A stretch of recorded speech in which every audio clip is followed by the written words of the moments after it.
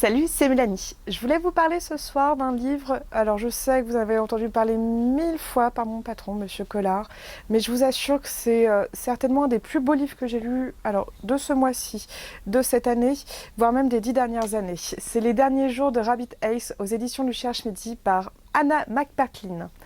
Qu'est-ce que c'est que ce livre? Alors, c'est l'histoire, malheureusement, mais alors après on oublie, hein, c'est effectivement, en fait, on va vivre les 9 derniers jours de Rabbit Ace, qui est en phase terminale d'un cancer. C'est pas gai du tout, mais je vous jure que c'est le seul truc pas gai, parce que après, en fait, c'est... Qu'est-ce que c'est que ce livre? C'est l'histoire d'une famille irlandaise dans nos années actuelles.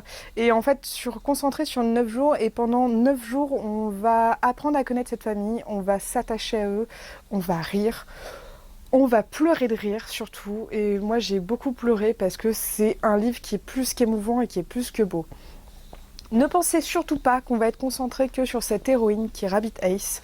Elle fait partie de l'histoire, elle est un peu le point névralgique de l'histoire, mais elle n'est pas toute l'histoire.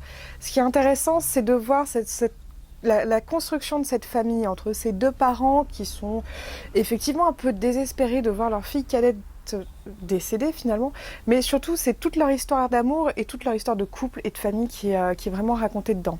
Et puis vous avez aussi la frangine qui est mariée, qui a 3 gamins un peu losers, et puis le frère aussi qui est là, qui lui il a pris la tangente en fait, il n'est pas resté en Irlande, il s'est barré aux États-Unis parce que ambiance familiale très plombante, et finalement on s'y attache beaucoup, ils sont tous dans cet amour familial, et en fait moi je l'ai lu. Bon, ok, je suis une fille, je sais, mais normalement je pleure pas. Et alors là, toutes les larmes de mon corps, hein, page 2, j'avais déjà des Kleenex et compagnie, mais c'est d'une beauté sans nom. Euh, je sais pas comment vous le dire, ce livre est le plus beau livre de l'année, je pense sincèrement. Je sais, on n'est que au mois de mars, mais vraiment, c'est le plus beau. Et depuis, j'ai beaucoup de mal à passer à autre chose. Donc voilà, c'était les derniers jours de Rabbit Ace aux éditions du Cherche Midi.